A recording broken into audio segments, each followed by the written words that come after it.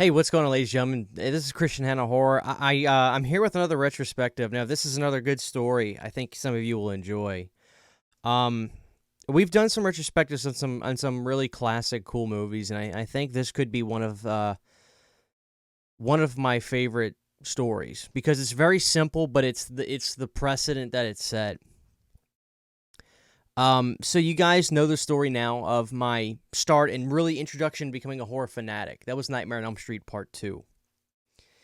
And, I talk about movies that really made me a horror fanatic. I talk about movies that really opened the floodgates for me to fall in love with this genre specifically.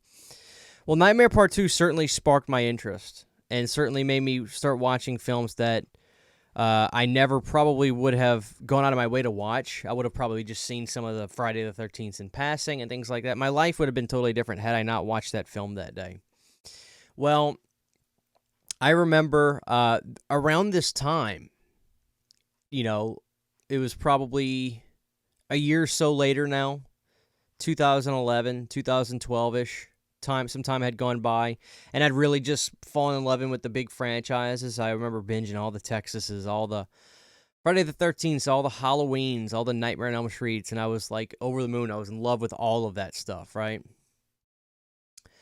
Well, we got the sad news that our Blockbuster was shutting down, and I was pretty gutted because I knew the gem that I had. I never did not appreciate Blockbuster. I always was there supporting it throughout all of this. I would rent movies all the time, decide if I wanted to buy them, etc., etc.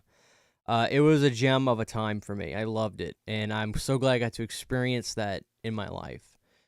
So around this time, I'm still watching Cinemassacre pretty heavy. I love that channel. James is a inspiration to me. I love James Rolfe. And he had done a review on this movie called Re-Animator, and I was like, "Oh, that looks pretty cool." Looks like a kind of looks like a zombie movie. And that's basically around the same time I wanted to see Return of the Living Dead. Well, I go to Blockbuster to rent Re-Animator, and of course the sign was there, going out of business. Everything must go. So I walk in there, and people are buying movies. They're just getting rid of all their inventory. So I flood over. I've run over to the horror section, and I see, where's the R's? Where's the R's? Where's the R's? Because I'm a one mind kind of person. If I got something on my mind, I gotta do that task, and then I'm not even thinking about picking up any of the other Blu-ray Halloweens on anything or special editions that I may not have. I never even think about that. I'm thinking about Re-Animator. I go over and find the R's, and I find a DVD of Re-Animator. Now, people are taking, the cases behind it and saying, here, I want to buy these. And they're like, okay. Well, I grabbed the case for Re-Animator. I didn't grab the Blockbuster case behind it. I just grabbed the case for Re-Animator.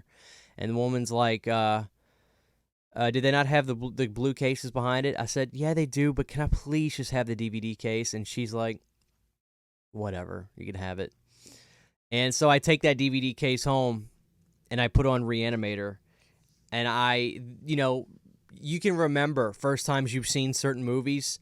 I will never forget the first time I watched Re-Animator because I was in awe of how perfect of a movie I thought it was.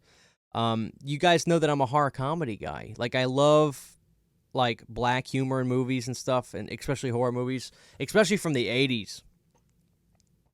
And Re-Animator, I thought, was this perfect blend of scariness, intensity, and, humor. Because Dr. West is a nutcase. But somehow he's got that X factor that when I'm watching the movie, I felt like I was wrong for wanting to be behind his character. I felt like I was thinking improperly. I thought, is something wrong with me? I'm not supposed to, pull for this guy. I'm supposed to pull for, Barbara Crampton and the friend. They're the normal, sane ones. But I was like, no, I love this Dr. West guy. He is insane. But I think what really broke me, and I was like, I love this guy, is when the cat's gone nuts down in the basement, and his roommate goes down there, and they're stopping the cat, and they finally get it re-killed, because he brought it back to life. And it's nuts. It's insanity. It's a scary moment. And then after all of that is said and done, Herbert West goes, look out! and he turns around and he starts laughing because the cat's dead, but he tricked his friend. I was like, this guy is insane. He is insane, and I fell in love with this character so much. Re-Animator is one of my favorite movies, period. I love Re-Animator.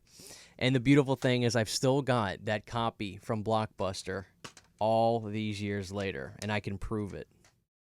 Look at the disc. You see here it says Blockbuster on the rim? Yeah. Now, this is really special because this is like a 2-disc Anchor Bay release that has bonus features and stuff. And this, we talk about Re-Animator. We talk about physical media. We talk about picture quality. Here's my DVD from Blockbuster of Re-Animator. Here is my deluxe widescreen Laserdisc of Re-Animator. This is the 10th anniversary edition, letterboxed, and it's gorgeous. Here is the probably most prestige release of this movie to date. This is the deluxe collector's set of Re-Animator. They pale in comparison to this DVD copy I have because of sentimental value. Sometimes it's not just about picture quality for me. Now, if you ask me which way do I watch the film the most often, sure, it's the Blu-ray. But when if I could only take the house is burning and I can take one copy with me, you bet I'm taking this with me. This DVD means so much to me. This DVD, number 1, comes from Blockbuster. Number 2 was the first time I watched this movie. And number 3, this is the movie that truly opened the floodgates for me to dive into horror. Like I said, when you fall in love with movies like Nightmare Part 2 and stuff, sure, I was wanting to see all these movies. I was wanting to go see, let me watch every Texas Chainsaw Massacre. Let me watch every Friday the 13th. And, I didn't just dive right in head first and start watching everything A to Z, especially through the 80s. It wasn't until Re-Animator that I was like, holy bejesus, there is a world out there of movies that I don't know about yet, and I've got to discover all the movies that equate to like this magnitude. And so this copy right here is everything to me. Everything. Flames going off in my house. I can only grab one copy. I'm taking this. No questions asked. It's my heart and soul in a DVD case. This thing means everything to me. What is it about? Am I wrong for thinking this way? Something about Re-Animator reminds me so much of Return of the Living Dead. They're clearly movies with different subject matter, but it's like that level of shading of humor in those movies I feel are so extremely similar. The movies feel like they got the same beats per minute. They have the same flow. They got the same rhythm. I feel that Re-Animator and Return of the Living Dead would be an insane, double feature. They both remind me of the color green. They both start with R. There's so many things about those two movies that remind me of each other. It's really interesting, and I can't put the exact words to it, but I can't think about Return of the Living Dead without thinking about Re-Animator, and it's something that's very interesting to me. This movie is everything to me. This movie was the one that said, hey, come see what we really have to offer. This was the movie that got me to say, okay, let's put the nightmares aside for a second. Let's put the Texas Chainsaws and Friday the 13th aside for a second. Let's see what this H.P. Lovecraft's Re-Animator is all about. And that movie changed everything for me.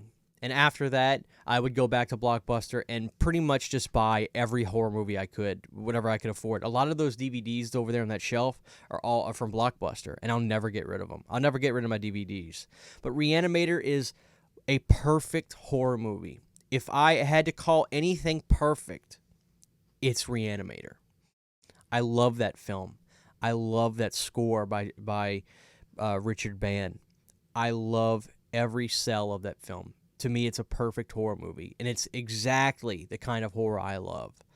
So there it is, guys. That's my story with Re-Animator. It's a simple one, but wow, what a great trip down memory lane for me to talk about that. When I do these retrospectives, I want to find movies that really have a special, like, part of my life and story. I don't want to just tell you why I think the movie's so great, but it's the story in which they changed my future, in a sense. So Re-Animator certainly is one of those movies, guys. I hope you enjoyed the story. Please let me know your thoughts on this film. And what is a film that truly opened the floodgates for you? Not necessarily what got you into horror, because I think there can be different parts of your horror journey. And what was the movie that made you bust the doors wide open and you wanted to watch just everything you could possibly see? Let me know in the comment section below. Mine is certainly Re-Animator.